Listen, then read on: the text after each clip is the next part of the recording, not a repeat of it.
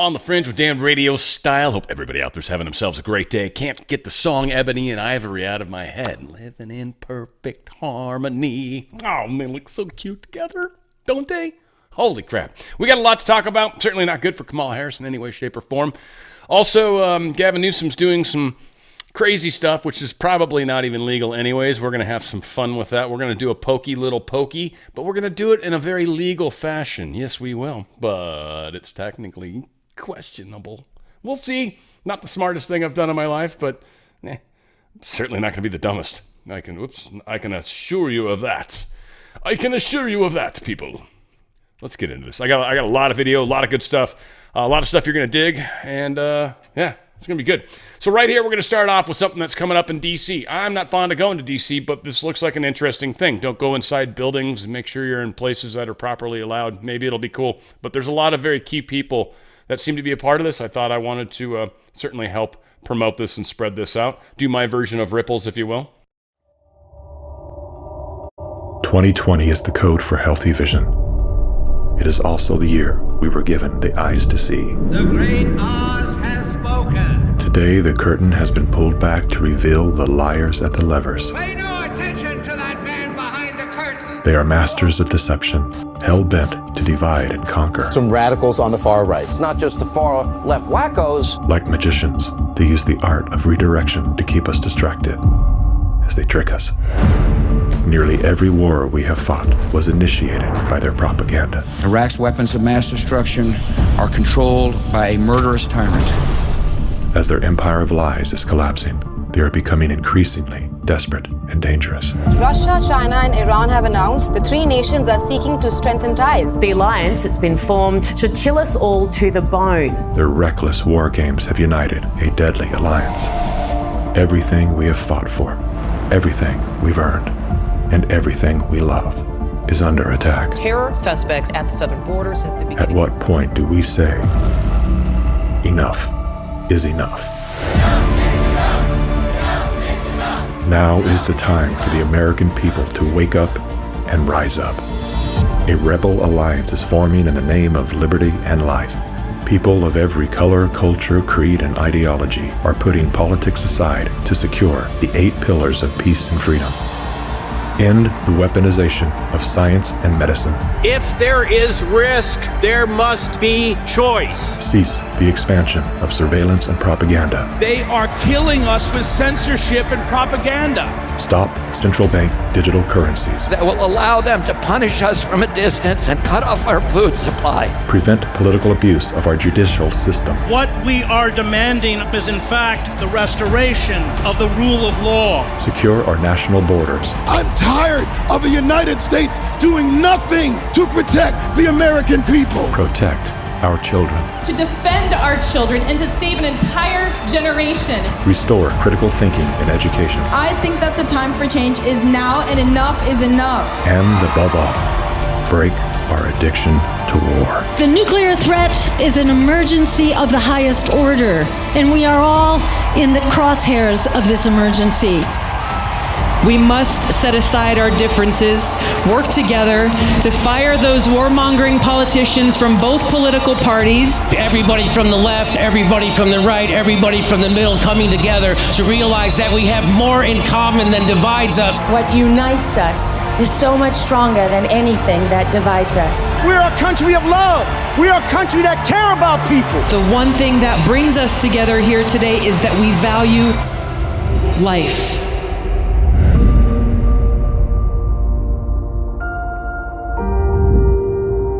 Every single principle on which the West is based is under simultaneous threat. We must defend the West. Now, oddly, if you think about the first Star Wars movie, was called A New Hope, which was the beginning of what changed the outcome of the deep state. We are living through a time, unfortunately, that's extraordinarily metaphorical to the Star Wars story. Not the one that Disney fucked up, but the one that's actually real. The one that we're living with. The one that I think taught many of us some very, very... dude, Yoda was a master to all of us, not just Luke. A lot of us learned from Yoda. This is just good news. A couple of stories here. I didn't know where else to put them, so here's where they're coming. I think they're major, big deal news stories. Rumble scores a discovery win in defamation suit against the founders of this left-wing censorship organization. It's called Check My Ads is the name of the company. But what this represents is the attack legally back on these companies that have literally held back, X, for example, but certainly Rumble, certainly Truth. They have held back revenues. They've held back advertising possibilities because they controlled all the metrics that advertisers use. And honestly, the sad part is it's left out advertisers out of an incredible demographic. Our demographic spends money, like pretty well, actually. So it is interesting that Rumble is allowed to continue forward, and thank God they are. Also, something really positive that, I don't know, for like some of us, like, and I self-include on this one, kind of feel like Gen Z's like, they're never going to love us. They're never going to open up. They're never going to wake up. They're so indoctrinated. But here's the thing that most people don't realize. Of course they're indoctrinated, but so are you. Same way they are. Bombarded constantly with indoctrination. What did you do with it? Did you process it, or did you actually realize it was BS? What do you think a lot of these students figure out early in life? Who do you want figuring it out? The sooner, the better, right? Isn't that how you want it to work out?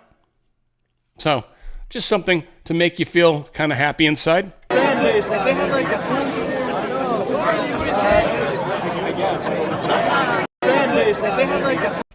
Technical term here, so just pardon me for it, but that's a shit ton of people. Yeah, it is. It is a technical, it's jargon. It's the business talk. I apologize for that. Hopefully you guys understood. Just wanted to also throw this out there. This is an interesting little factoid. Thank you, Tori says.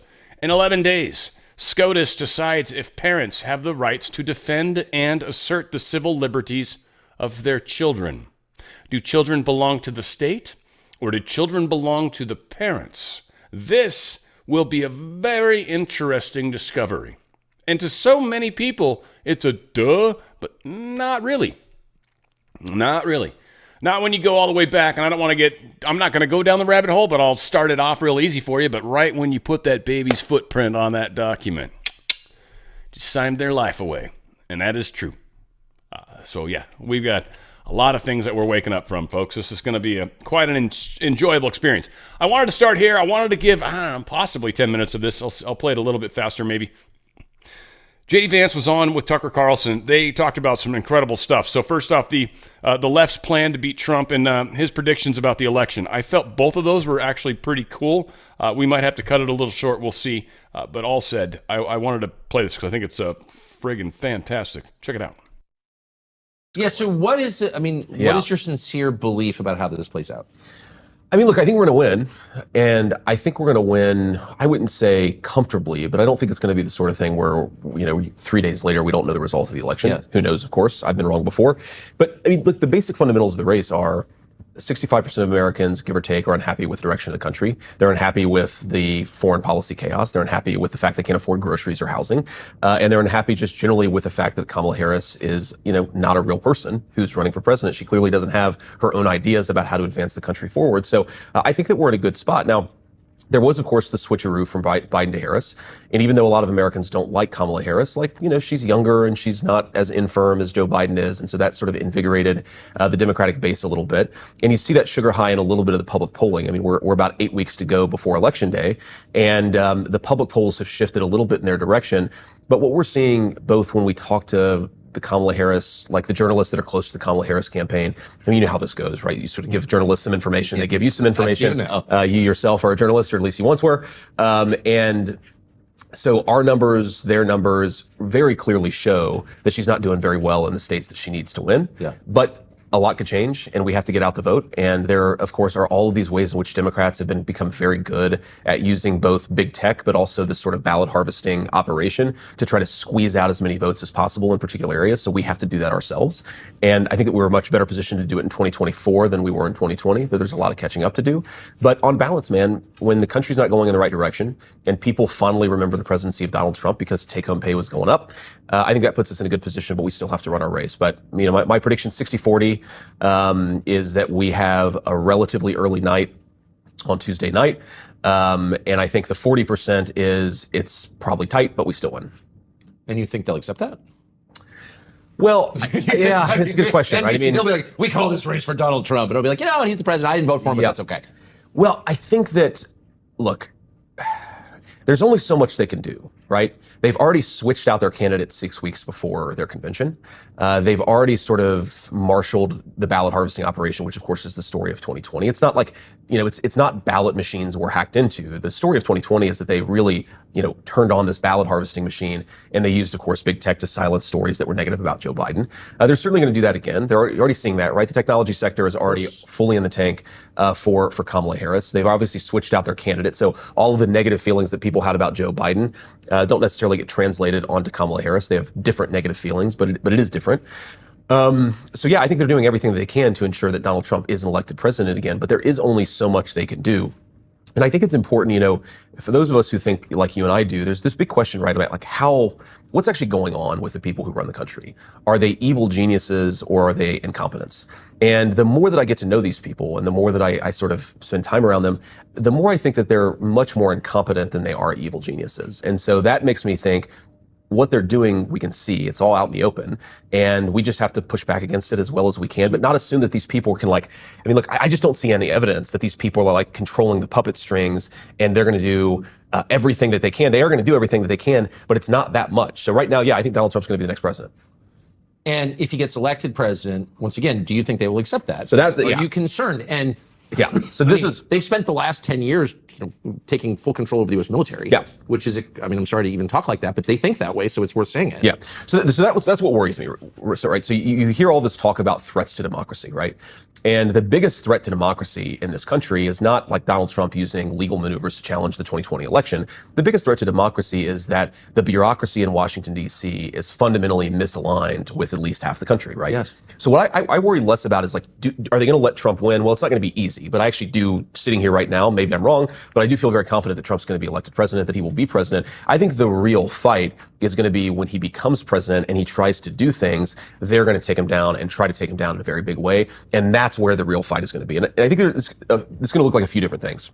So number one, I really worry about the minute we start doing anything on the deportation front, like you have 25 million illegal aliens, you and I have talked about, I think it's the biggest threat to our country. You have got to get these people out of the country. You are going to have a reaction from the media, from the tech sector that's unlike anything that we've ever seen. It is fascism come to America. When we tell people who have come here illegally, you have to go back home, right? That is going to be a major focal point.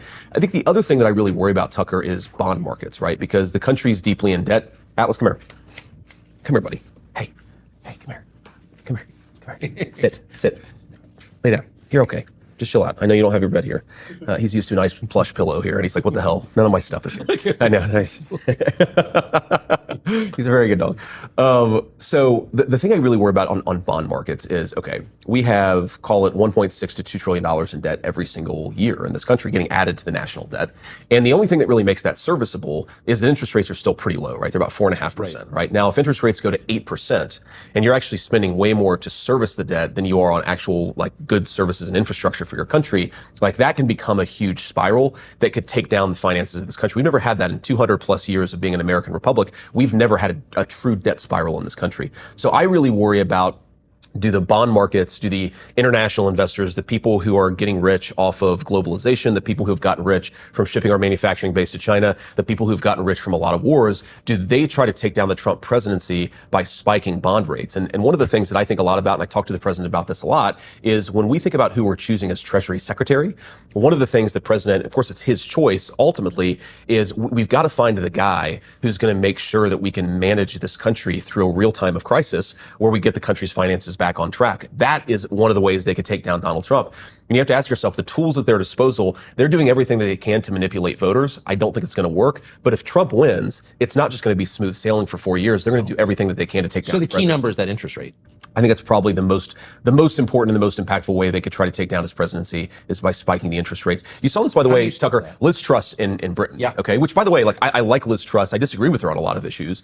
But so I'm not trying to stand up or say Liz Truss is my person. But look, she came in, she had a plan, and the Bank of England, I think, made a lot of mistakes. Maybe intentional, interest rates shot through the roof, and it took down her government in a matter of days. Of course, we don't have the same style of government, but it would be devastating to the president if you had this bond market death spiral. And that's one of the things we're going to have to fight against when we win. And again, I think we're going to win. Yeah, I think so too. And I think if you don't win, barring some dramatic unforeseen development, it'll be hard for people to believe you didn't win because who would vote for more of this? I think it's a perfect place to actually when I look back. But there's so many things that jump out at me. One, the fact that he is so well spoken, able to just kind of shift gears on the fly. Tucker Carlson's definitely not a softballer. I love the fact, one, that he's also dressed up in the very Trump-esque way. That's not on accident, I'm quite sure. Two, I love the demonstration. I don't know, 3, 4, whatever. I love the demonstration, too, with the dog. Just the way he handled the animal and the way the animal had respect with him, and the animal actually loves him, and you could tell. Like, the animal's used to being pet and stuff like that. Like, that's beautiful, by the way. It just shows a tenderness in the man. And also, the whole calling out what's going to happen with the interest rates. That was the one that really, really caught me. Because right now, we're going to talk about it, but they actually just lowered the interest rates 50 basis points, which is quite a bit. Warren was talking about 75 basis points yesterday. Well, they actually did 50. So her insanity sounds less insane, but 50's still considered insane by many. What that does, that inflates things. And so he's talking about, and this made perfect sense. They're doing this, raising the rates, and then what's going to happen is they're going to say, oh no, we shouldn't have raised the rates. It's made inflation really, really bad. And they're going to crash the rates. And when they do that, it will destroy the economy. And then they're going to hand it over to Trump, this ruined pile of poo with powdered sugar on it. Well, it won't even have powdered sugar on it. Just be smoking ruins. It makes sense. And the one problem I feel like I've had, and you've had, we've all had probably, is we expect things to happen way faster than they actually do. That's the other thing. It's like the speed of life I've found is very slow. Especially like when you're dealing with everybody, it sucks. When it's dealing with me, I can maneuver in and out of traffic. You know what I mean? Like I can get around things easy. It's easy. If I've got to drag someone with me, all right, get behind me and just follow me, right? Wrap your arms around me if you have to or whatever. I'm going to get us through this little crowd of people. I'm not going to just walk with them. So we are in a weird time. And we've got the right people, I think, leading our cart without a better way to put it. I mean, Elon Musk, the way he's involved. So the Federal Reserve signals end to inflation fight with a sizable half-point rate cut, 50 basis points, boom, down. Which is great if you're going to refi and all that, yay. But it's inflation, hardcore, big time. It's making money. It's inflating. Every time they create any sort of loan that creates, like, say, you put 20% down on your house, right? $1 million home, just to use California numbers. Not even. That's like a small place. This place is ridiculous out here. You take $1 million, you put down $200,000 for 20%, right? So that's $200,000 that you got to come up with. And then you finance the rest. Well, that financed rest is just made up money. Kind of, because it gets paid to somebody. So we are in a weird place.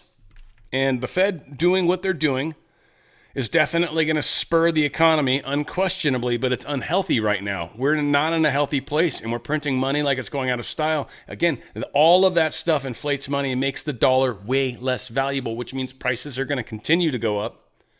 Unquestionably, I think the deep state's hoping it's not going to happen as fast as it's probably going to. We'll see. A lot of people are going to be getting refis. This is going to be a huge month for people that are in the loan business world. I'll say that. Trump showed up at a place. I'm not going to play the video because it's just stupid. He walks into a restaurant. That's it. I mean, it's really, and there's someone just like following. But he, I guess, became the first president to send a transaction using Bitcoin. It was a place called PubKey in Manhattan. You were able to pay in Bitcoin, apparently. And it seems Donald Trump being a very smart man and likely probably got into Bitcoin early on. He's just a very smart guy. He probably figured it out and got in way before it got huge. And so he probably used some of it, or a bit of it, I should say, because like one Bitcoin's like, what, 60 grand or something? That's quite a bit. A lot of it to get from it. We've got precious metals reacting, I thought, interestingly. So first off, gold's up 1.11% right now. So it's up 25.86, not quite 26. I don't know if it's crossed. I don't think it has, but it's close. It's just bouncing on it.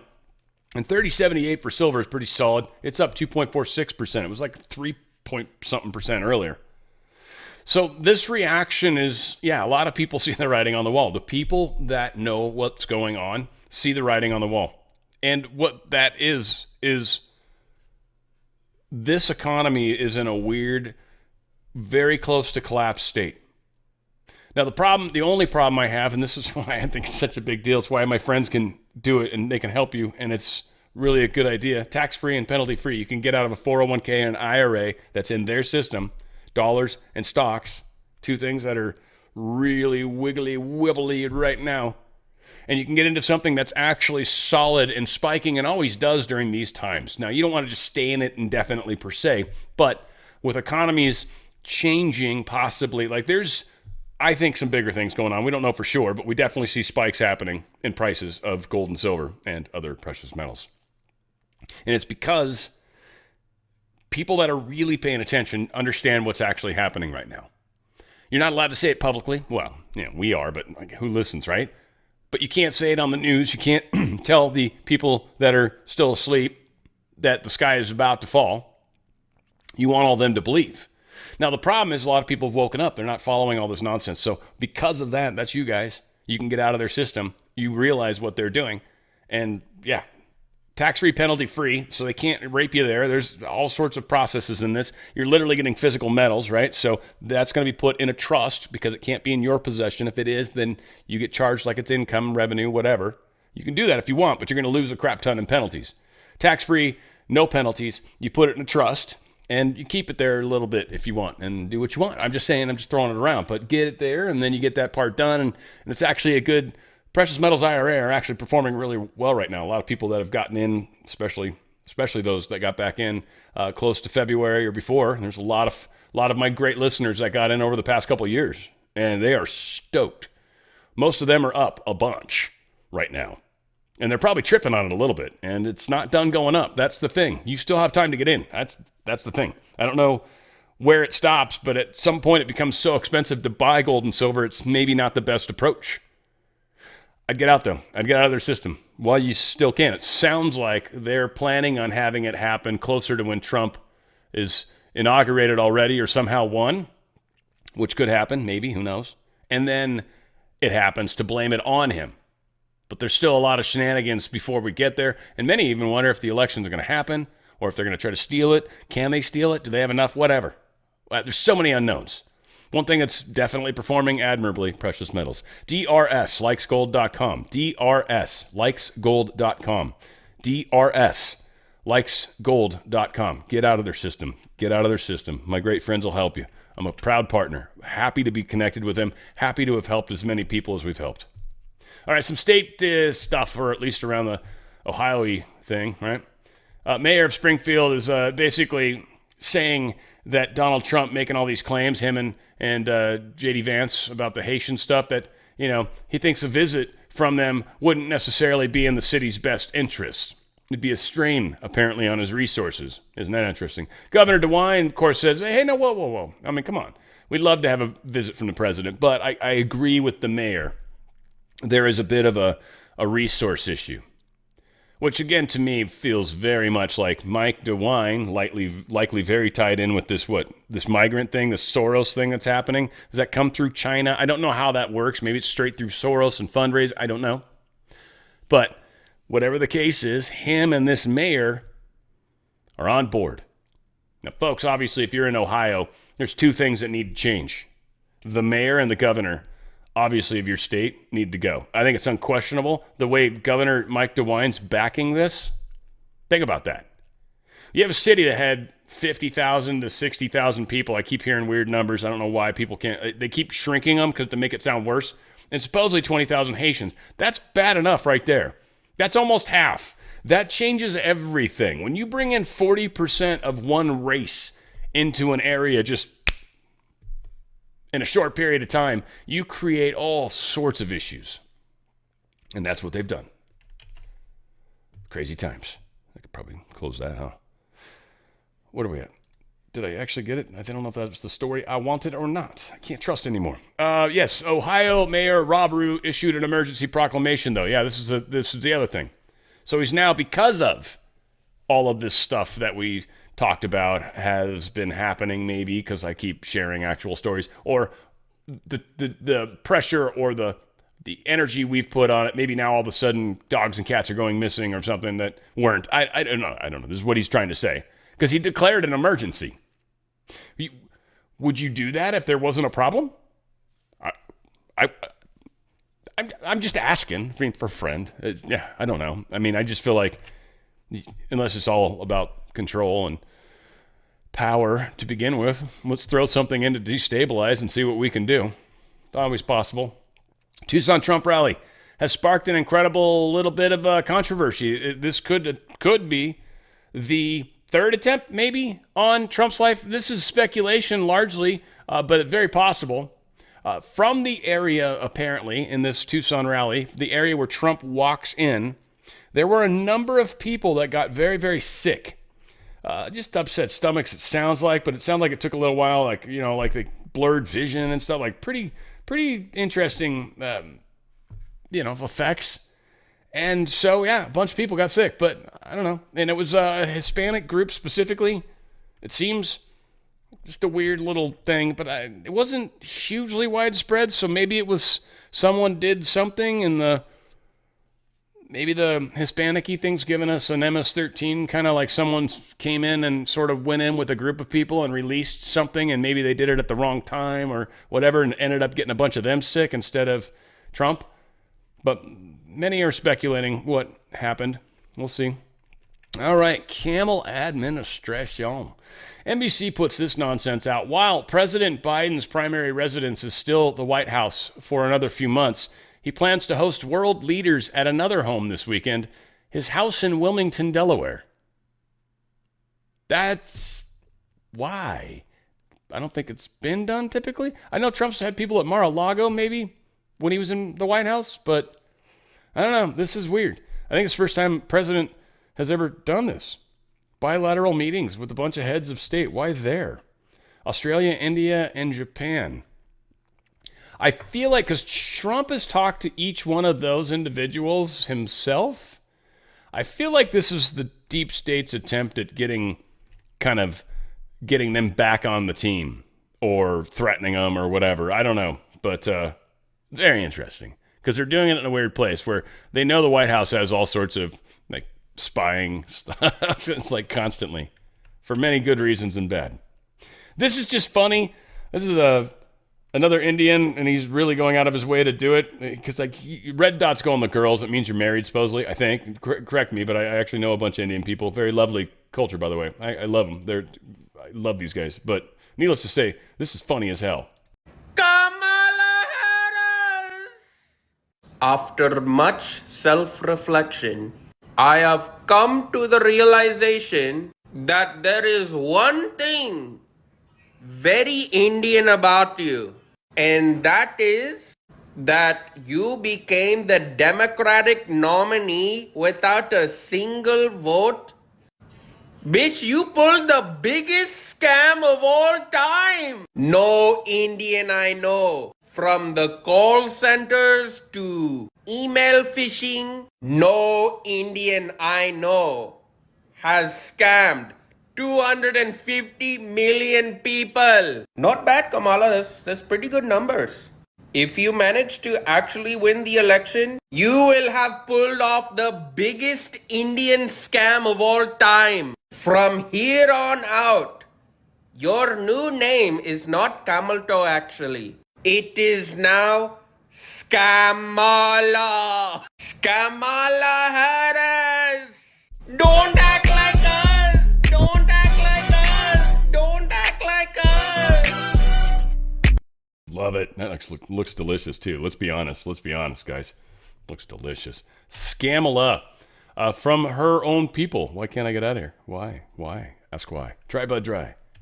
Yes, indeedy.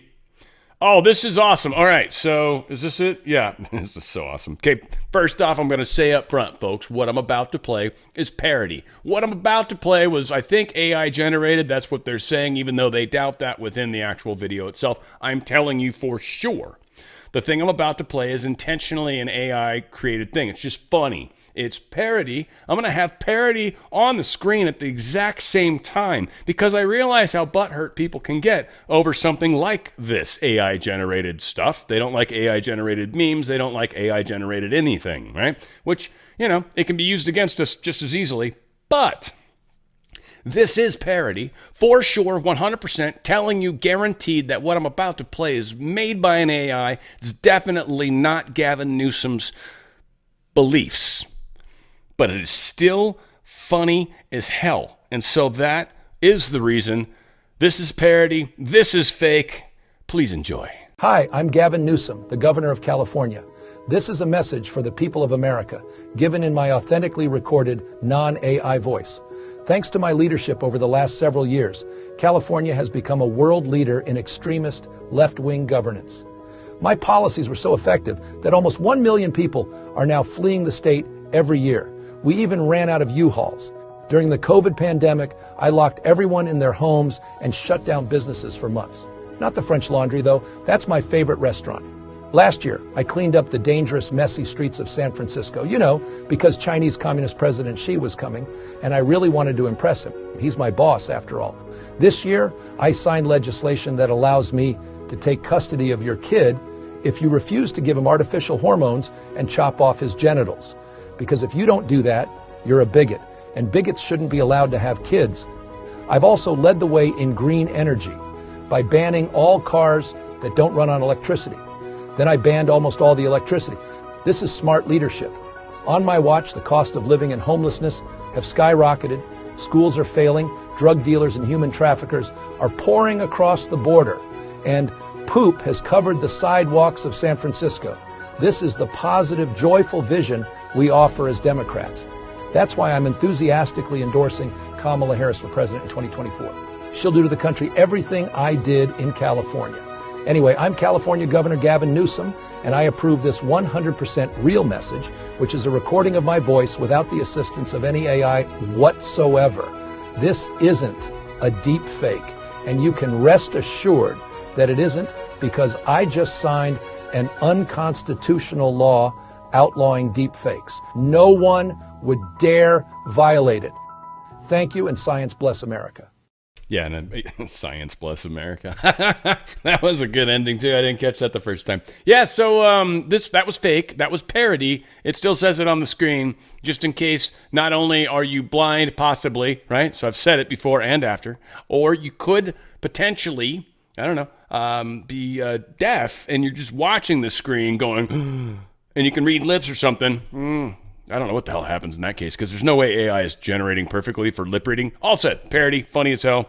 I hope you guys liked it, even close to as much as I did. And, maybe it's not as close to some of you all because Gavin Newsom's such a retard, but here's actual Gavin Newsom being a retard in regards to these types of things, and Elon Musk posting memes that are AI generated, because now a state's actually enacted a law like Brazil has. I think Mr. Musk has missed the punchline.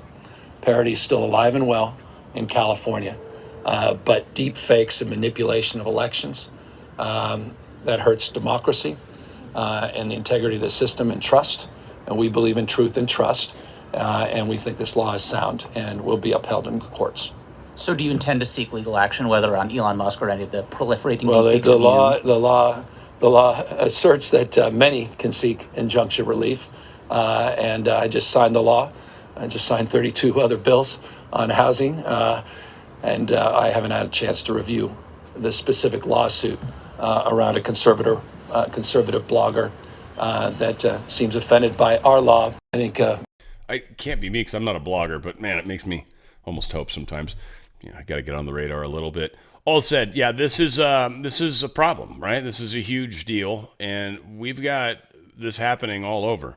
And California's trying to lead the way in stupidity right now, which is what we in New York do.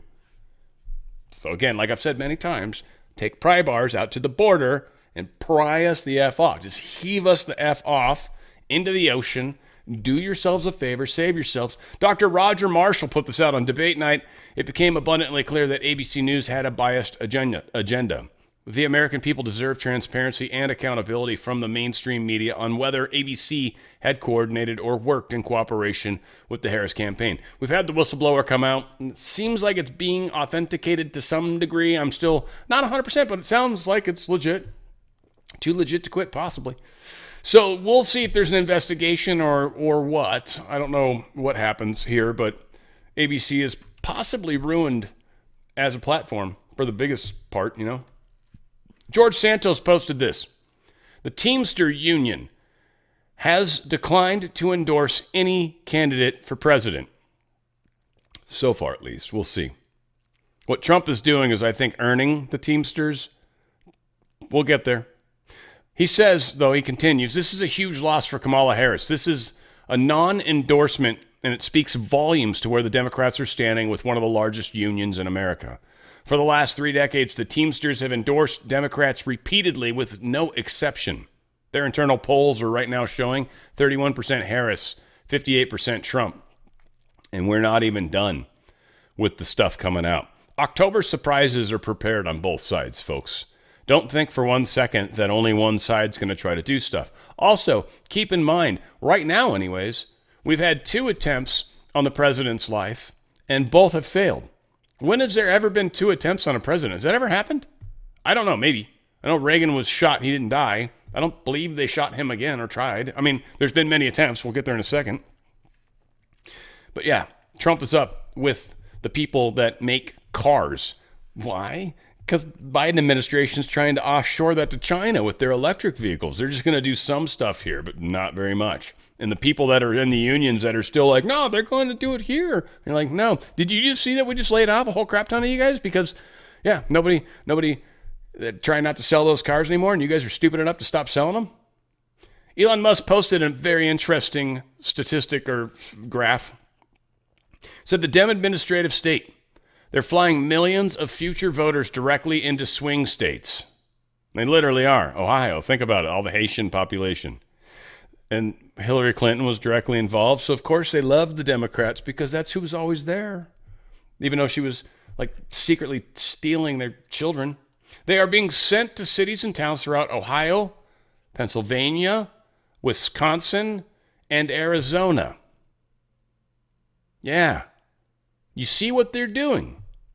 We've stopped some of this. They've actually stopped the flying people in part.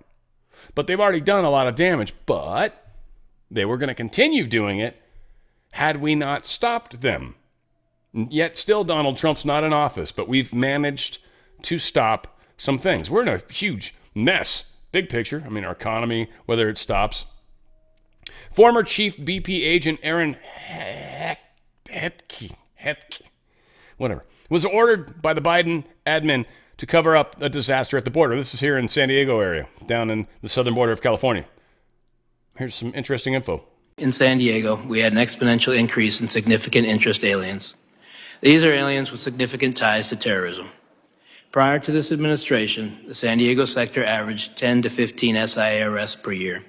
Once word was out the border was far easier to cross, San Diego went to over 100 SIAs in 2022, well over that in 2023, and even more than that registered this year. These are only the ones we caught. At the time, I was told I could not release any information on this increase in SIAs or mention any of the arrests. The administration was trying to convince the public there was no threat at the border. Fentanyl is another issue. The San Diego area sees between 80 and 90% of the methamphetamine and fentanyl seizures annually for our entire country. With little enforcement at the border, these drugs were coming through en masse. During my last year in San Diego, the price for a single pill of fentanyl, for example, went from $10 to 25 cents. To make matters worse, during 2022 and 23, I had to shut down San Diego traffic checkpoints, which are critical for drug interdiction, because the resources had been diverted to the process and release mission. The large numbers also had and still have a negative impact on the San Diego community. I had to release illegal aliens by the hundreds each day into communities who could not support them. To quiet the problem, 2 flights a week were provided from San Diego to Texas. These flights simply brought aliens that would have been released in San Diego over to Texas. Each flight cost approximately $150,000. This was the administration's way to try and quiet the border-wide crisis. In San Diego, we had an Yeah, so insanely huge. And by the way, Iran, it's Heike, probably. Iran Heike. Oh, wait. Aaron? No, that's stupid. No, it's Iran. Whatever. You don't know how to say it. All said, yeah. Interesting, concerning. And here we are with more of the same. Right? Not pictures of him. State Department botched security clearance suspension of an Iran envoy. So this is the Biden-Harris administration. The independent watchdog for the State Department says the agency deviated from standard policy in the security clearance suspension of a Biden-Iran envoy, Robert Malley probably. He was permitted the advisor's access to classified meetings and allowed him to continue work on sensitive issues while he was under investigation. So he went into investigation. They stripped his clearance. They gave him his clearance back, a separate group. They said, you must strip his clearance. So then they stripped it. And like, okay, I will. And then like day 2, 3 later, they gave it back to him.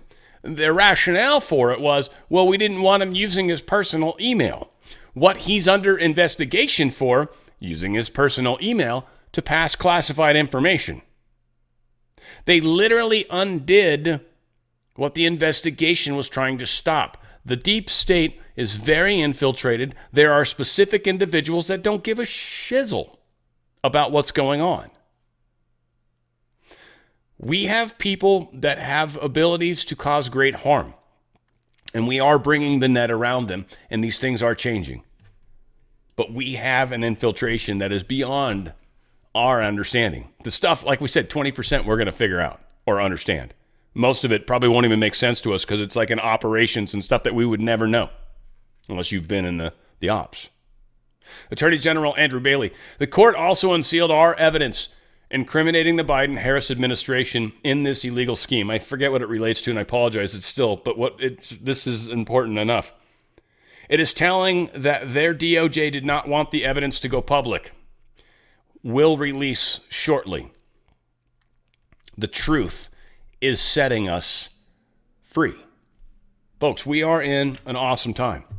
Chairman Comer released a memo. This memo is kind of weird to me, but whatever. They released this memo detailing the Biden-Harris administration's detrimental policy agenda ahead of our hearing to the topic. I'm going to play one of the guys from that hearing as well, and it's incredible.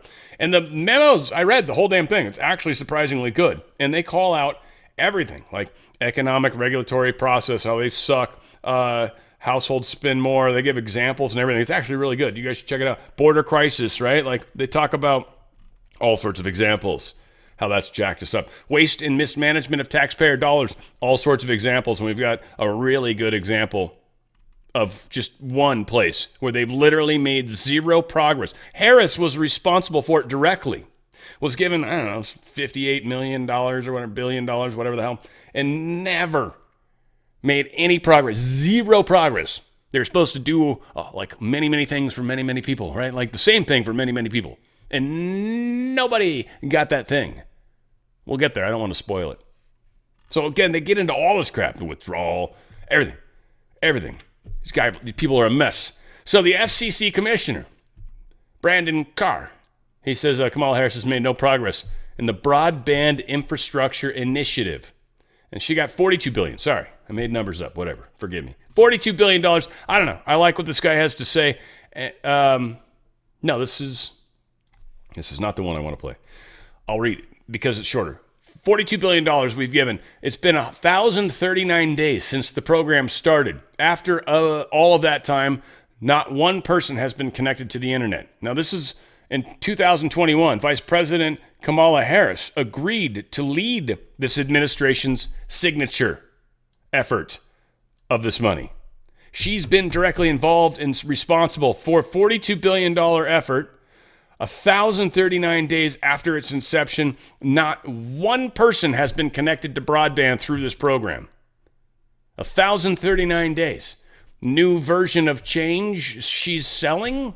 What is that? Like that everything takes way longer to happen?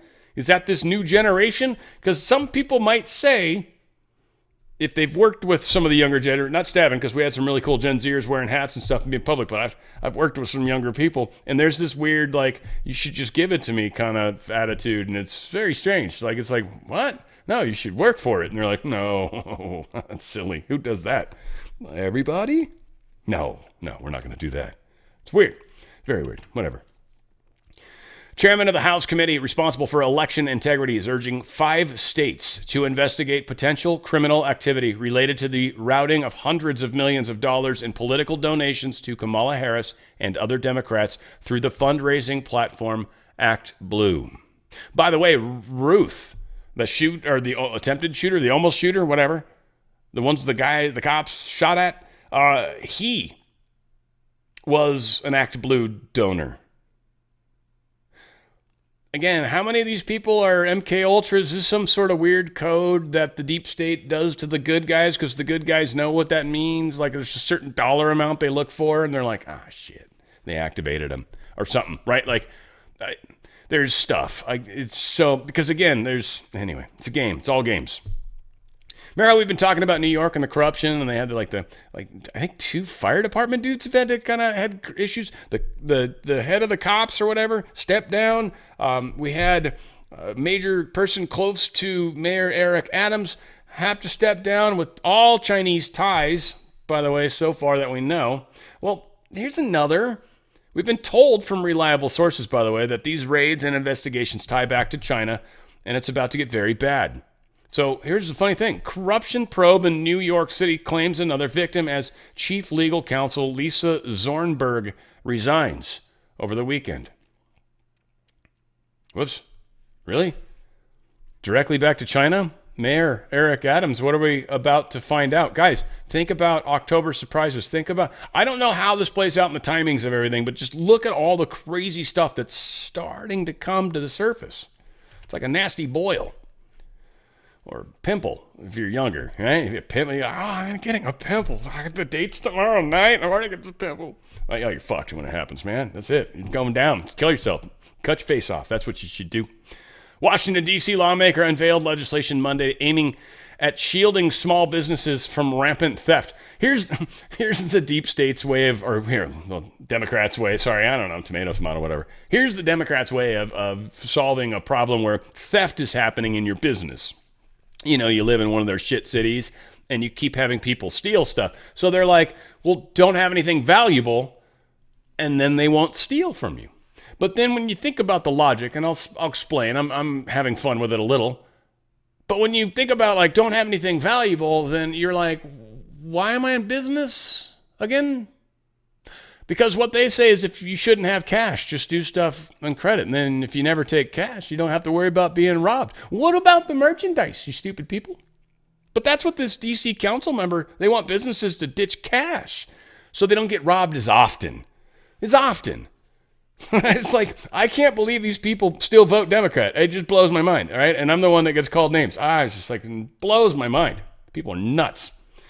So yeah, this guy. Immigration is the result of... Oh, this is beautiful. Yeah, we're playing this. This is beautiful. I'm going to play it a little bit faster.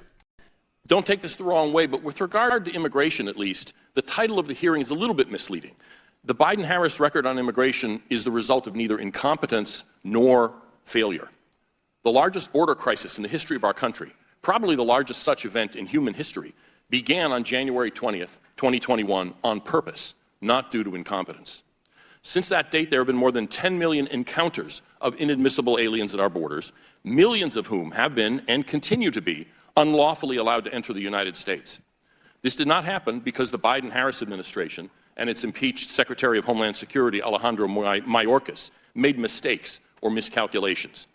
That would have been bad enough and certainly a proper subject for congressional oversight, but would be excusable because we all have shortcomings, we all make mistakes.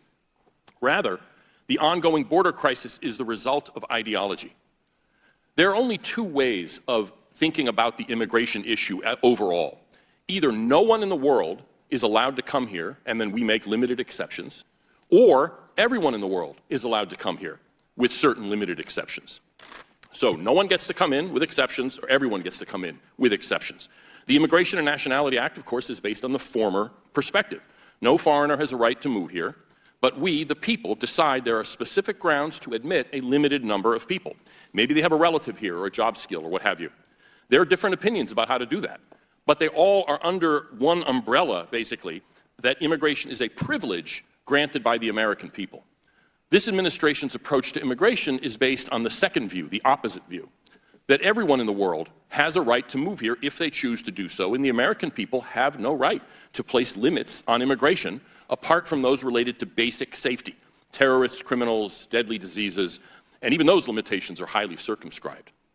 Strictly speaking, this isn't open borders, though that description may do as a shorthand.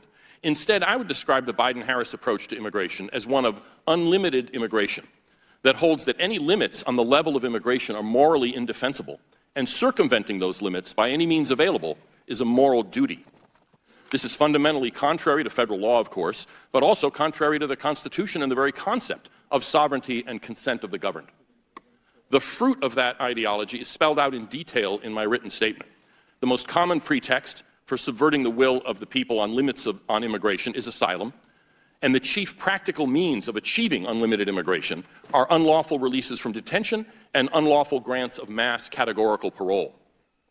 This unlimited immigration perspective also requires an inversion of the proper role of the executive. The allocation of authority in the INA is that the president has the power to keep out anyone he thinks should be excluded, but can let in only those who have been specifically authorized by Congress for him to admit. Due to this belief in unlimited immigration, the Biden-Harris administration's understanding is the precise opposite. They have acted for 3.5 years on the belief that the president may let in anyone he wants, but may keep out aliens only for very narrow reasons. Let me close with an example to illustrate this. The CBP-1 parole scheme seeks to funnel through the ports of entry inadmissible aliens who ostensibly otherwise would cross the border illegally. When this unlawful program was started in May 2023, DHS set the limit at 1,000 inadmissible aliens being given interviews per day. The next month, they increased the number to 1,250 a day. Later that same month, they increased it again to 1,450 a day. So it's more than 500,000 inadmissible aliens released into the United States. These numbers have no basis in law, nor did Congress even authorize the president to come up with his own number, as with refugee resettlement. The administration has simply made up numbers for how many inadmissible aliens to admit, based mainly on how quickly they can be processed and released, and feels free to change those numbers at will. This is illustrative of the Biden-Harris approach to immigration, which might be put this way. We can let in anyone we want, in any number, for any reason, and we dare Congress to do anything about it. This is not the way a self-governing people's immigration system should work. Thank you. So many things come to mind. Okay, first off, the Georgia Guidestones talked about how they were going to do this to us, that they were going to destroy essentially North America. I forget, it's Project whatever it is, right? The thing where it talks about how they were going to destroy kind of the white cultures. They were going to keep about 500 million, mostly Asian people, because they tend to be more docile, right? And what we see right now in Europe and here is this huge push to push gobs of people into our country, which will break us, overwhelm our resources, overwhelm everything, and literally break us as a country. Literally. It is the infiltration by the numbers that destroys us, because these numbers, one, don't care, two, in a lot of cases, are very criminal, and it is a way to essentially insert a horrible pathogen into a country. It's happening in England, it's happening across Europe, it's happening here, it's happening everywhere. Now, they would rather destroy a multi-trillion-dollar economy than spend a few $billion in these countries that have these problems, that need better places. But the problem is these countries are so corrupted, essentially heavily Democrat, and that's why they're so bad, mismanaged. They just give money to friends and everybody else because that's how you move ahead. They're not actually worried about fixing anything. So this is kind of insane how this is showing itself to us. They literally do not care at all about us. They hate us. 158 Dems vote against the bill to deport illegal immigrants who commit sex crimes. At least some of them did, but literally 158 people are like, yeah, no, I'm not, someone commits a sex crime? I think we should be able to keep them here because I bet 158 Dems in this group have committed sex crimes probably in their careers. Maybe. Don't know who these people are. There's too many people to list. I don't really care. They're all Dems. Kind of how the game is played. U.S. Rep. Anna Paulina Luna is complaining of an increasing number of threats and doxing attacks, including what she called a very serious shooting threat to her office, apparently on Wednesday. She's got a problem with a neighbor, I think, that keeps doxing her, which is weird. And this chick keeps having all sorts of, attacks and stuff, or threats of attacks. Again, the rhetoric, I don't know. Maybe they always keep saying the right's the one that causes all the problems, yet the rights are the ones that keep getting attacked, and very few people on the left are being attacked. It's strange, is all. We're just kind of wondering, thinking out loud. Here's Marjorie Taylor Greene talking about how she's I'll let her do it. I've introduced it. I'm talking with leadership about bringing that to the floor for a vote. It's unbelievable that the ranking leader on Homeland Security Committee introduced a bill to take away President Trump's Secret Service protection. We've seen 2 assassination attempts in the last 2 months on President Trump's life. Benny Thompson has refused to pull that bill. His co-sponsors have refused to take their names off of that bill. With the rhetoric that we've seen come from Democrats, come from the media towards President Trump, and then to have an actual, the leader in the Democrat Party have a bill in place to take away his Secret Service protection. At the same time, we're trying to increase it is appalling. So yes, I think he should be censored. We know that. I mean, if you think about it, it's pretty messed up, and he's still got the bill there, right? That's pretty jacked. You shouldn't have something like take away his security. They've attempted to kill him twice, and they're like, yeah, I know, they haven't succeeded yet. We need to take away his security. Is that what you're saying, Benny? Not the Jets. Here's Speaker Johnson. This whole thing, it's taken time today or whatever, but it's a beautiful part of the show. Here's Speaker Johnson talking about trying to get the SAVE Act onto this CR, this continuing resolution. Now, this was before the vote. We've got the after the vote, all that, and it's not good. Just a, spoiler alert a little. But he was going in with the right oomph. But I think the game is not done in a lot of ways. And again, it's all chess. So keep that in mind, folks. This is not just as simple as pass, don't pass. It's an issue of, do we give the bad guys what they want fully and not get anything? Or do we figure out a way to hold something they want really badly that might hurt us a little politically? And this is what I think will come. We hold something that might hurt us a little politically, and we give that to them, but we have to get the SAVE Act in there. And if that happens, and if they can find out a way to do that where it looks bad on the other side, worse than the other side, that's what this whole game is. Understand the game. The game is about who looks worse going into the election. So the game is being played. I think the actors are doing admirably. It is not an easy game. There is no just one guy, just give him the ball, man. No, even Donald Trump needs help from all of us. All said, this is Johnson, Speaker Johnson talking, and I think it's pretty cool to hear. I don't know. I like this guy a lot, it seems. Thank you so much. Sorry about the heat and humidity in here. That's Steve's fault. He's from Louisiana. Listen, we're 48 days out from the election, and we are continuing, the Republicans are continuing to draw the contrast between our agenda of liberty, opportunity, and security for everybody and the Democrats' destructive agenda and their radical left policies. You will see that on display on the House floor this week and in the weeks ahead. In the meantime, let me give you just a quick update on the second assassination attempt. The second assassination attempt. It sounds surreal to say so. As fate would have it, my wife Kelly and I were at Mar-a-Lago to meet with President Trump. We were supposed to meet earlier after the shooting attempt. We joined him immediately thereafter. We spent almost 3 hours with the president. I'll just tell you, and you may have heard my personal reflection on this, he was completely unrattled by the experience. Donald Trump is a strong individual, and he's a strong leader. And I don't think anyone can argue the case that there's been anyone, and certainly in the modern political era, probably throughout our history, who's been so aggressively attacked, and yet he remains so resolute and so committed to keep fighting for the American people. And I was very inspired by that. And I know that we all understand we've got to get down to the bottom of this. The Secret Service has dropped the ball, and it's inexcusable. We have a task force that has been investigating the events of Butler, Pennsylvania. As our conference chair, Lee Stefanik, noted, we're going to expand the scope of the task force to look into the events that happened in Florida on Sunday as well. We have got to get down to the bottom of this. We've got to ensure that this doesn't happen again. If they need additional funding, Congress will supply that. But we're told it's a manpower problem. Even if we gave them $3 billion tomorrow. It's impossible to hire 2,500 new Secret Service agents in a short period of time. We're less than 50 days out from the election. We need Donald Trump to be protected, as any candidate of his stature would be. I called the White House yesterday. I made a demand to the White House, President Biden, supply for President Trump the same degree of protection that a sitting president has. He's a former president. I believe he's going to be the next president. And right now, he's a candidate under the greatest threat of any candidate in modern political history. It justifies that level of protection.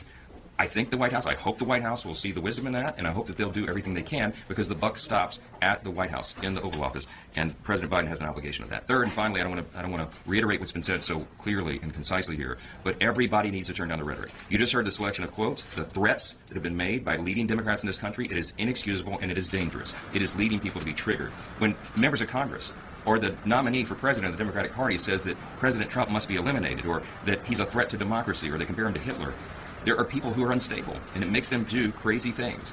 This is common sense. Let's apply common sense. Let's have a vigorous debate on the policy differences, on the records, but let's turn the rhetoric down, because we're not going to be able to sustain that. Also this week, you heard from our dear colleagues here. The AP uncovered the latest example of election interference by the Democratic Party.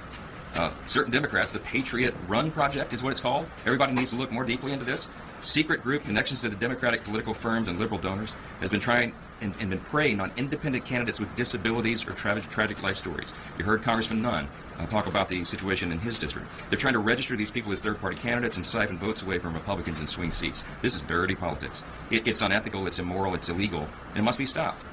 No one should have to cheat to win an election. We want a free, fair, and safe election. We have to do everything within our power to make sure that happens. We know for a fact that this has impacted seats across the country. Our Republican incumbents like Marinette Miller-Meeks in Iowa, Don Bacon in Nebraska, Ryan Zinke in Montana, Jim Kiggins in Virginia, who you heard from this morning, they've been the targets of this.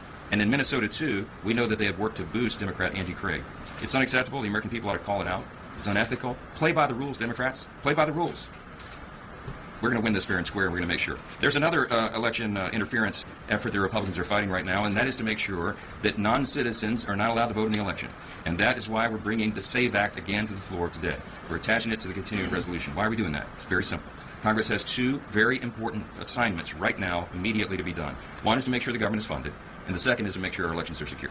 I've been traveling the country nonstop. As of last weekend, I've done campaign events in 206 cities across 39 states, 40 states, I think now.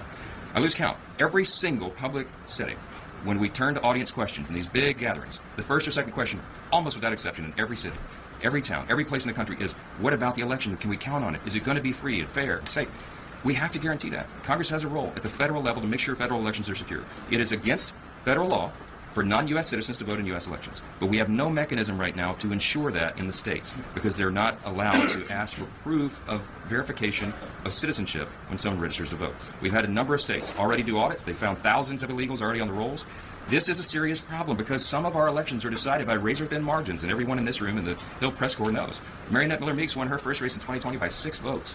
Her nickname around here is Six Pack because of that. We had members, John Duarte in California won by just over 200 votes his first time. If you have a small percentage of the millions and billions of illegals who came over the border in the last 4 years under border czar Kamala Harris's policies, they could throw an election. They could throw the majority of the House. It could affect the presidential race. It's very, very serious stuff, and that's why we're going to do the right thing. We're going to responsibly fund the government, and we're going to stop the non-citizens voting in elections. Last thing, this is Woke Week. On the floor this week, you're going to see a number of bills that expose the Democrats' woke agenda that's hurting our students and our banks and our country at large. House Democrats have consistently embraced the DEI, anti-energy, and anti-American nonsense, and the American people are fed up with it. So we want our banks to be fiduciaries, not social justice warriors. We want our schools to be places of education, not indoctrination. So we're going to be voting on bills to keep our banks, and our schools, schools. I think that's common sense. We'll also vote to deport illegal aliens who commit violence against women and children. These are monsters that have no place in America. And finally, we'll tell sanctuary cities that the federal government will not bail out their dangerous policies. With that, we'll take a couple questions. All right, that's enough for it all said. But yeah, we're not going to bail out the states that did all this crazy stuff. Like the line is being drawn right now, and we're going into the potential of a shutdown of the government. So Johnson's under pressure after the House failed to get the votes. It failed. GOP didn't pass it. It was the GOP. There was 14 of them, 11 of them, 14 Republicans voting against it. 14 Republicans went against the SAVE Act. Now, in their defense, some of them are at least hiding behind we don't like CRs. Continuing resolutions are stupid. This is where I felt like we should have ate the CR easily and well, yeah, passed the SAVE Act. But they didn't. And so I am very concerned about the 14. I almost don't care who they are, but it kind of trips me out a little bit. Right? It feels to me like this is one of those things where we could have given a lemon a little bit, but gotten some lemonade out of it. The juice would have been worth the squeeze. The 14 people, I think, should have come on board. Now, maybe we work pressure against these 14 because the alternative is what, like Schumer and them are saying is, oh, it's got to be bipartisan. You know, right? Oh, really? Now, Trump is basically saying Republicans hold the line, shut down the government if necessary. It's not going to help us in the election, likely, or will it? Because if they won't let us have, like, only citizens can vote, like, we probably can go big on that because it proves that they support cheating. There's no reason to have someone on the voting rolls that can't legally vote. If you're talking democracy and saving democracy, what you are saying as a Democrat is that I don't care if an illegal vote takes away a legal vote, as long as it's in favor of the person I like. That's not democracy. That's not someone's vote. You've taken their vote away from them. When there should have been 100,000 more votes for Trump, you brought in 100,000 people that intentionally voted for Harris that are illegal. We just stripped away 100,000 votes. That's not democracy. You claim to support democracy, but you don't. You claim you want power. You want to keep winning. You want to shape the direction this country goes and the world, you hope. And you all are friggin' asleep at the wheel. Not you guys, but you guys get what I'm saying. So Republicans are shutting down the government. We'll see. I don't know. We'll see. I think this is Trump saying that, I think, is meant to get the media screaming about it, but it gets them talking about it. So Trump's a smart man. He knows how the game's played. Not necessarily what he's saying per se, is sometimes what he's doing with what he's saying. They're grenades almost, right? Got to use them carefully. Federal government has prosecuted over 1,400 cases of threats against presidents. Study shows. This is kind of interesting. There's numbers. I don't want to waste too much time on it. But, 72 cases brought in 2002, George W. Bush's administration. Reagan had 73 attempts that they investigated.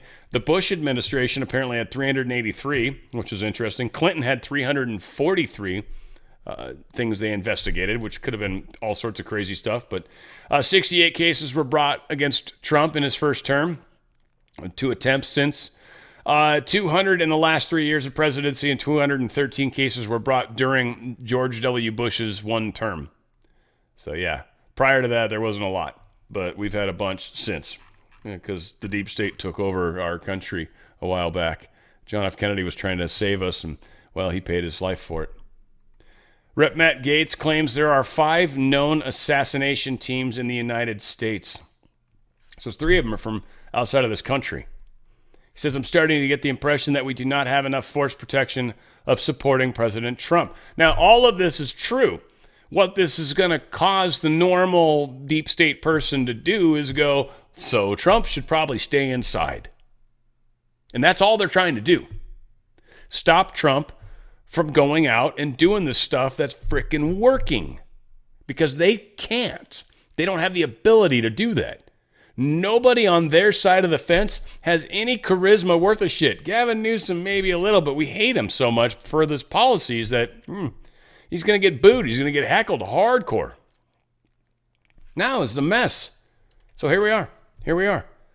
Is it a coincidence that Trump has been playing the Nessun Dorma? We've played that before, but he's playing that, the scene that basically the people that are in charge of the bad guys get knocked off at the end of the movie while this wonderful opera is playing. It's a beautiful song, too. We played it. I don't have time to waste on it, but it's, yeah, for sure. Here's Trump getting a belt. Kind of cool. He was on Gutfeld and the Tyrants. what's his face? Whatever. If I say it wrong, I feel like he might beat me up. So, but all said, he gives Trump a cool ass gift, and Trump's actually pretty stoked. It's kind of worth just seeing the human side of Trump and the way he reacts in real life, in real time. You're going to sit. Oh wow! Thank you for WrestleMania 4 and 5. By the way, thank you very much. Yeah. But if you're going to sit in that chair, if you're going to do the Tyrus experience, you have to do it right because you are the people's champion, Mr. Trump. Wow! And on behalf of the people of America.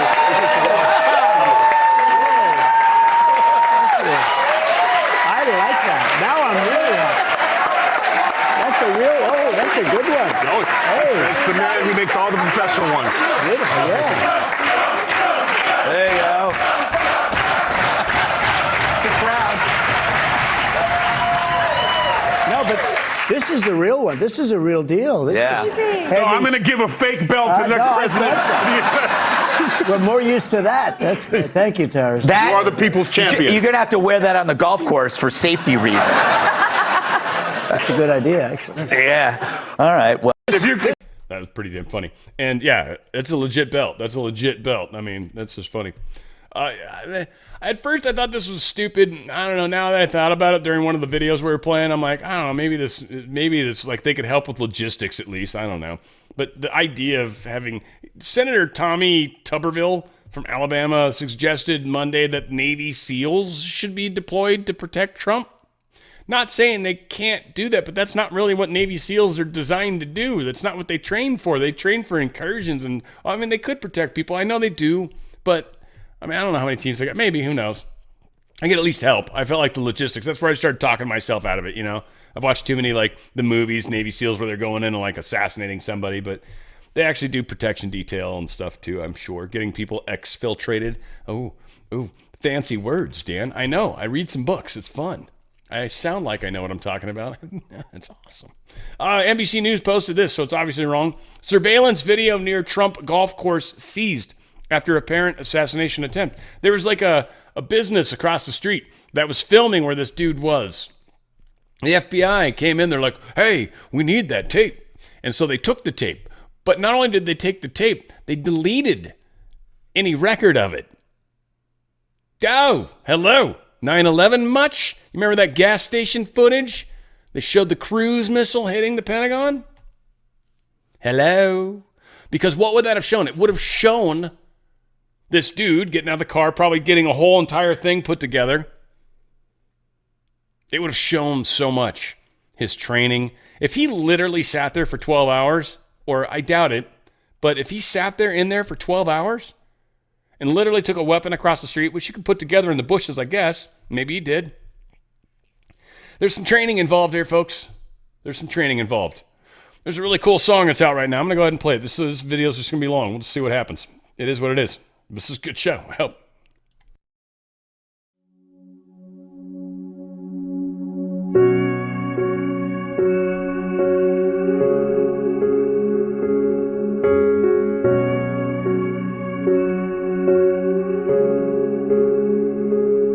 Up and down,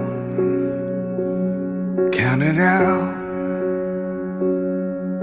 smiling through the taste of blood in my own mouth.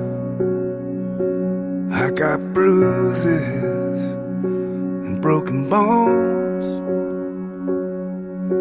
but they don't know I ain't in this ring alone. I'm a fighter. No one can say that I'm a running hider. I was born to be a do or dyer, a make it righter. Don't throw that towel just yet. Don't cash in that last bet, 'cause I hit harder when I'm tired. I'm a fighter.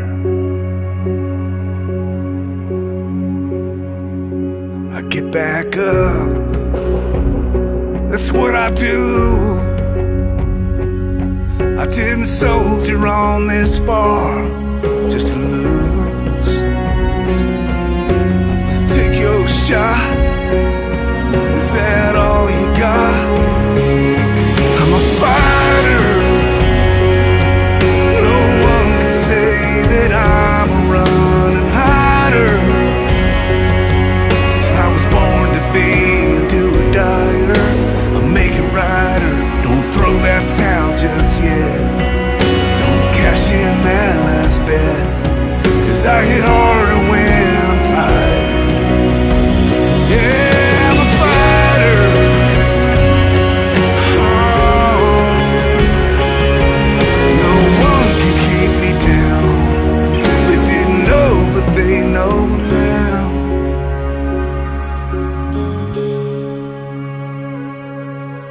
a fighter.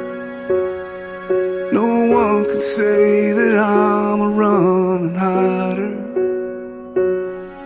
Don't cash in that last bet. Don't throw that towel just yet. I'm a fighter.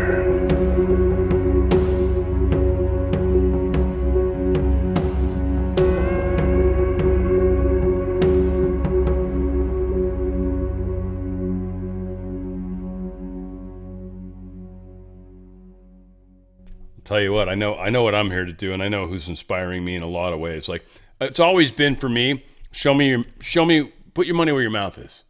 I hear a lot of people that give advice. It's one thing, it's a little frustrating thing between me and my younger brother.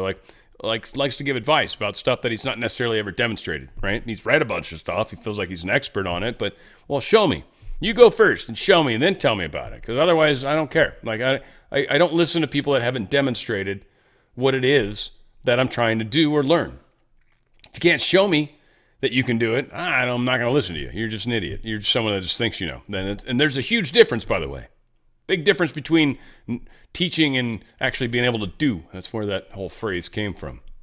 So we're fighters. We all are. In a peaceful manner, I hope. And that was one of my favorite Dan Millman books, a couple of them. But Peaceful Warrior. I've always been. It's my whole entire inspiration, right? Like Chicago would say. It's beautiful. We've got a big deal going on here. Phil Holloway posted this. So Ashley Mershons, I think the law firm involved in this case with Fannie Willis, and they were suing her, trying to get her to show up for court, and she just kind of dogged out on it.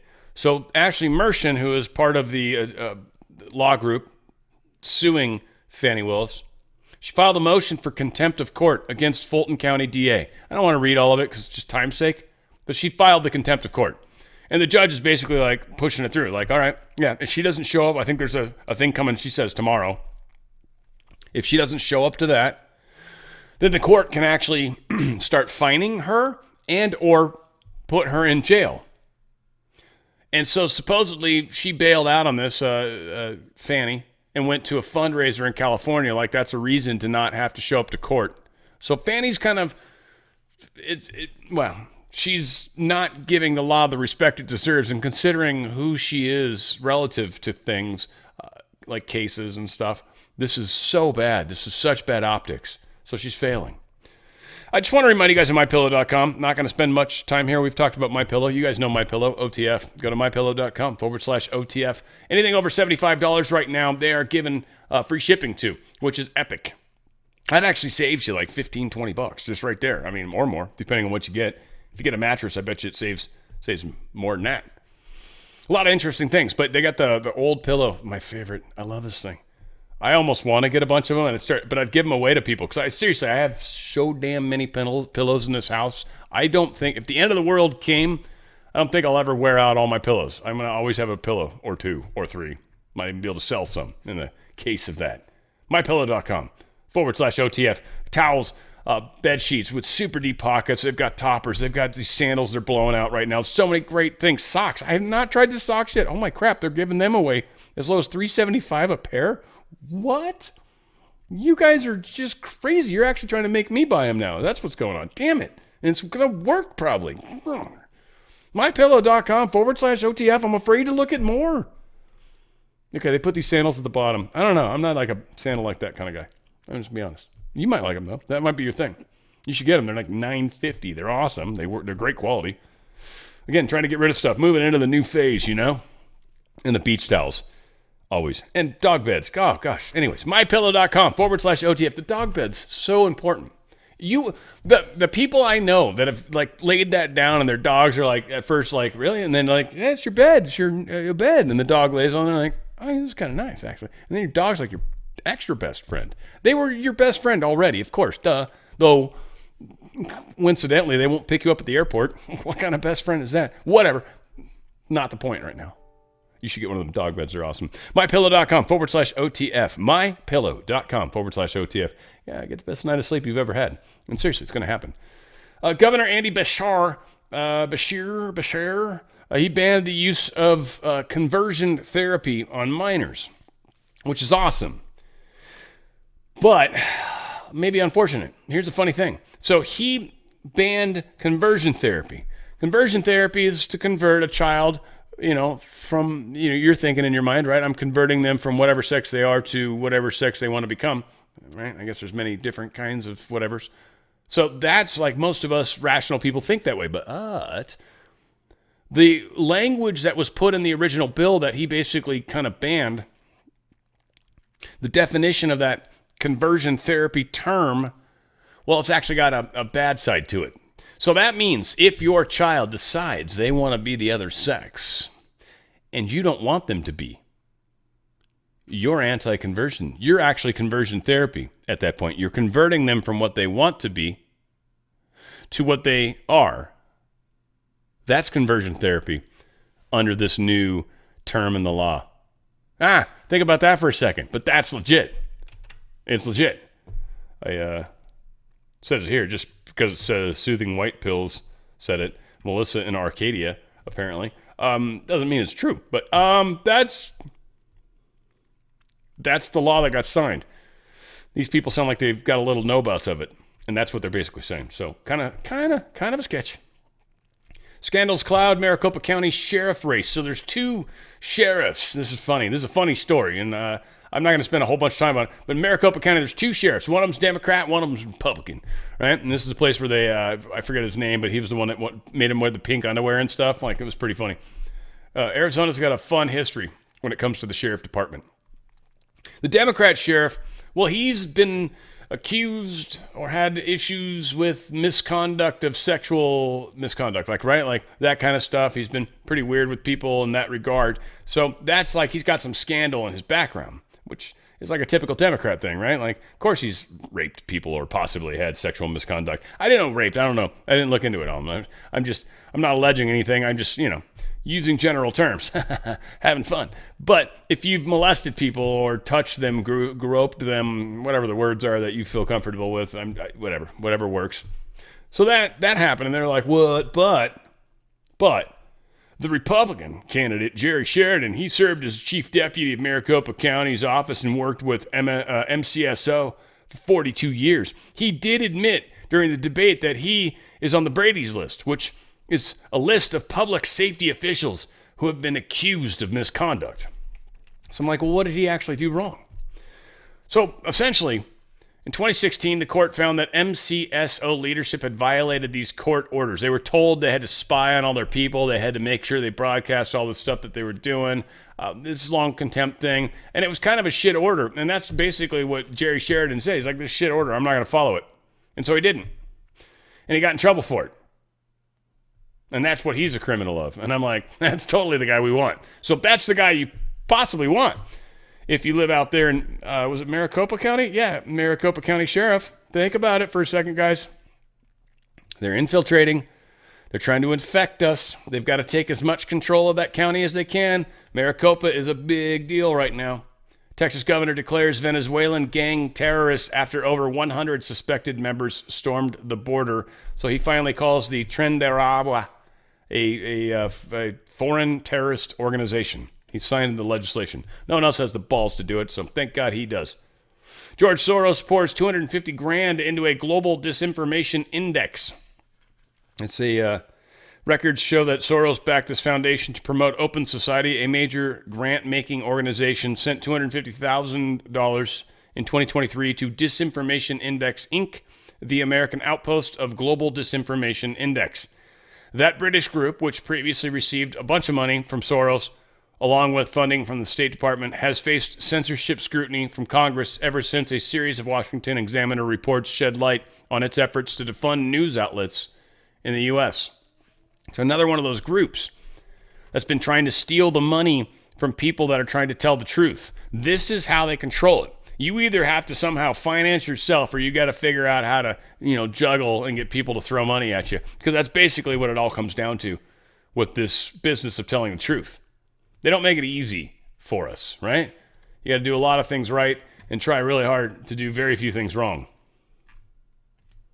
Brazil's Supreme Court has ordered Elon Musk's Platform X not to bypass a previous ruling that suspended the platform in the country, warning of a daily fine of 5 million rays, whatever, for noncompliance. So they're like, you cannot let people in Brazil have access. If he pulls all the money out of their banks, I'll bet you he can. I bet you he can, and I bet you he does. Elon Musk's kind of a go fuck you kind of guy, isn't he? Yeah, for good reason. FBI joint operation takes down a massive Chinese botnet, Ray is telling us. So apparently now he's telling us they've taken down some stuff because they need some positive reinforcement for all the bullshit that's out right now about how horrible they are. Ray's FBI is quite possibly the worst FBI? I don't know. Hard to say. No, there's been some tough ones. Joint operations last week, they took down a massive Chinese state-sponsored botnet that attacked users and compromised hundreds of thousands of devices. Oh, yay. I'm so glad they help us.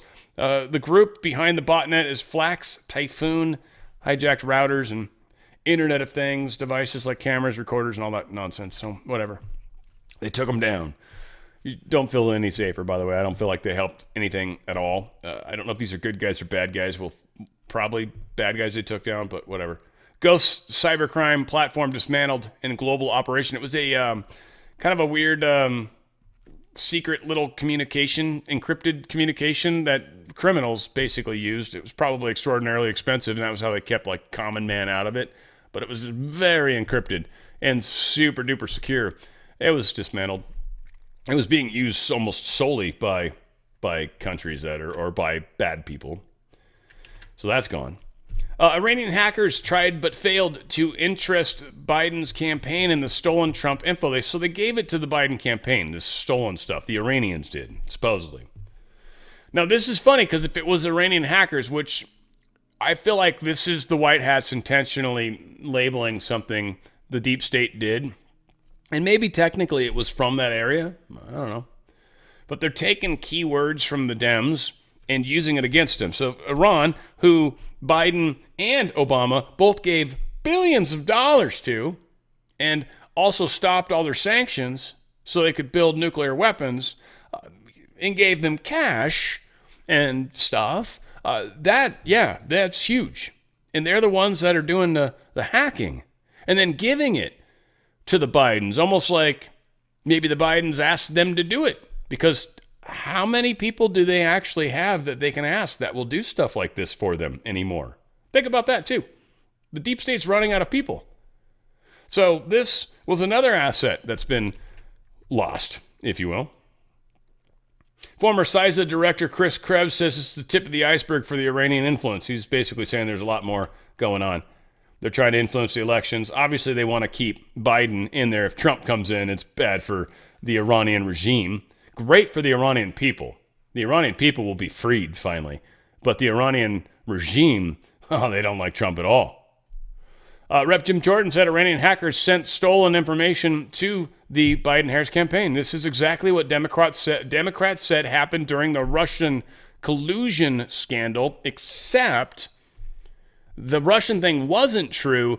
This time it is, in fact, true. We seem to have evidence that you guys received this that way. Donald Trump truthed out. When does Kamala and her campaign go before a grand jury on Iran?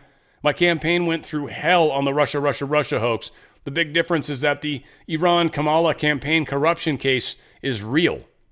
Yeah, unlike their nonsense.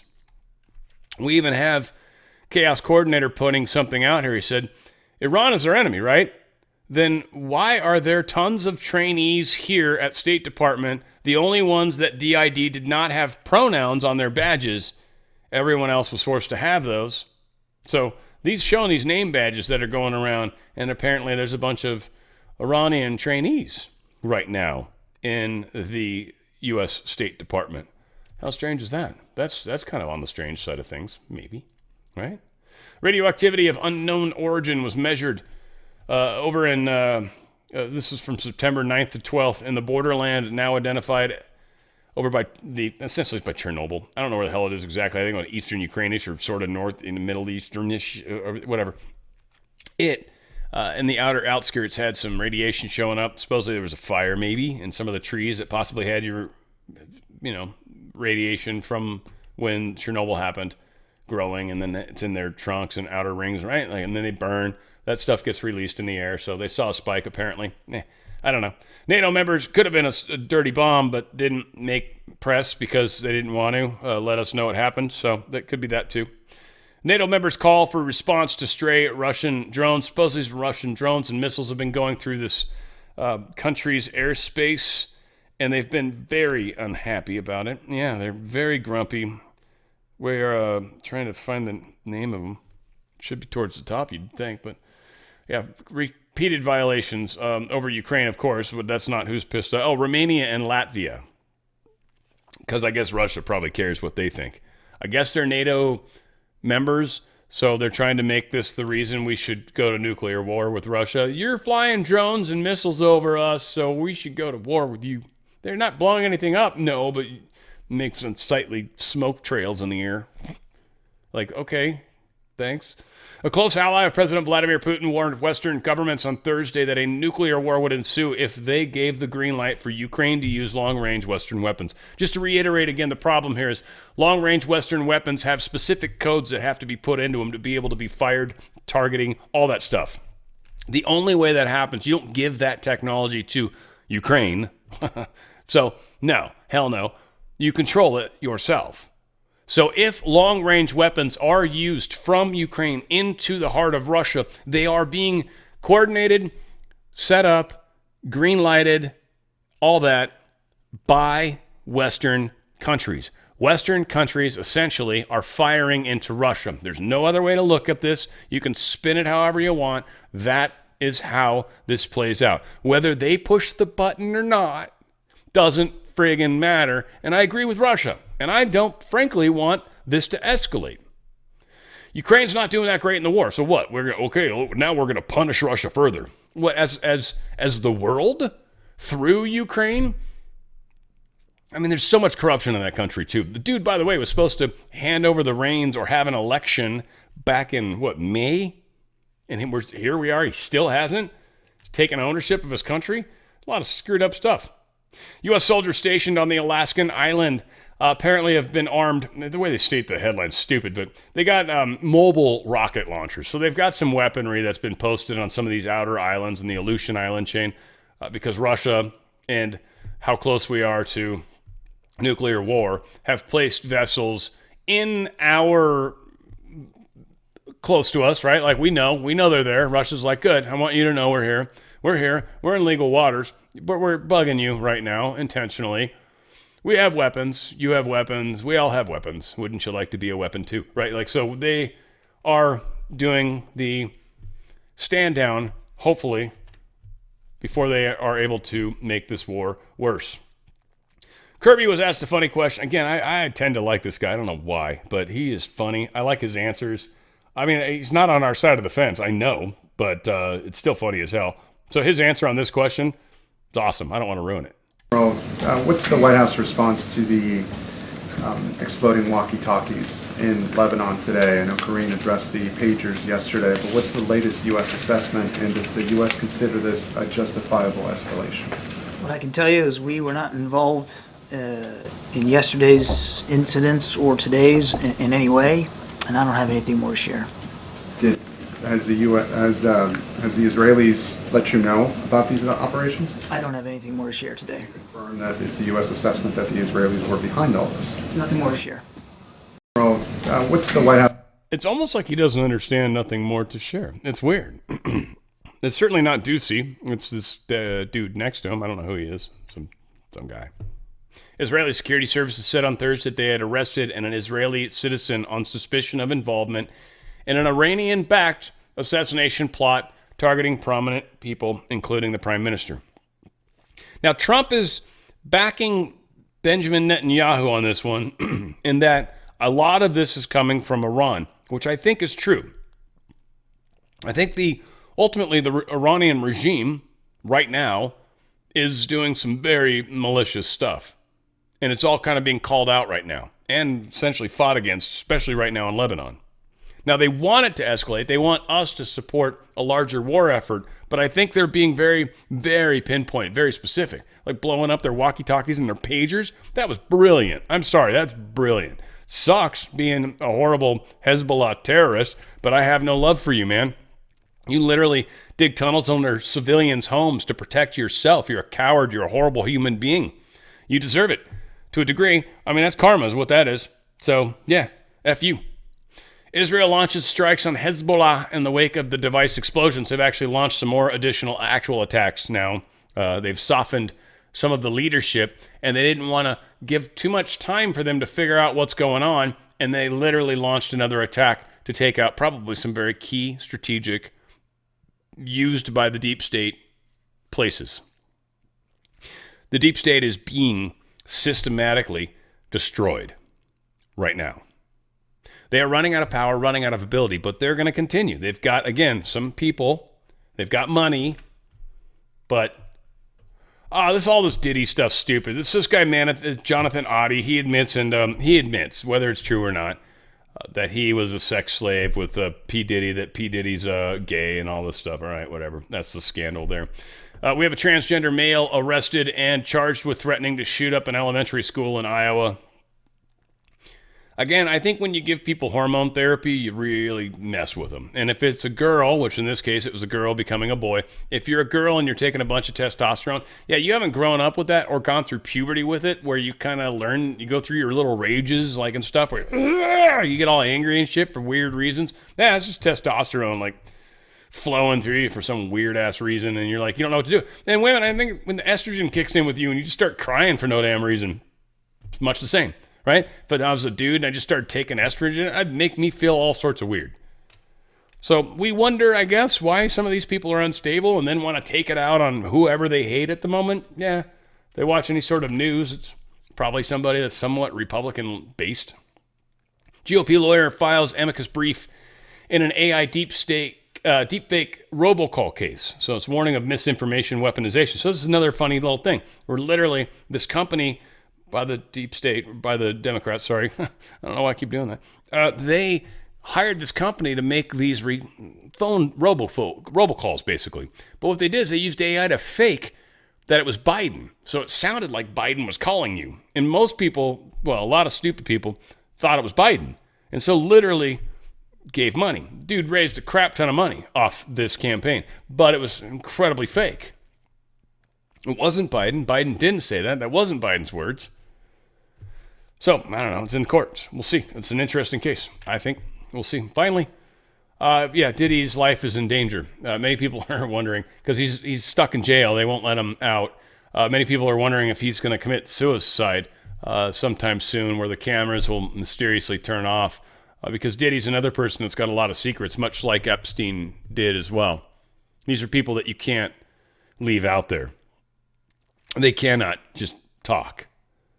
And of course, Diddy would be like, oh, I won't talk, I won't say nothing, I won't say nothing. It's like, we don't have control of you anymore. You'll talk. So yeah, Diddy's maybe not going to survive this. We'll see. Something to keep thoughts about. All said, guys, we're moving forward, making a difference. Things are getting weird. We are definitely getting into the bumpy season. I love you guys. Stand strong. Sorry my videos are going so long, but frankly, folks, there's a lot of news out there and trying to give you some good video, hopefully entertainment. Hopefully you guys manage to watch them and you can pause and come back. But a lot of good info. I love what we're trying to do. It's also hard. There's so much stuff I didn't cover that I wanted to. It kills me. Where we go one, we go all. It's on the Fringe with Dan Radio Style.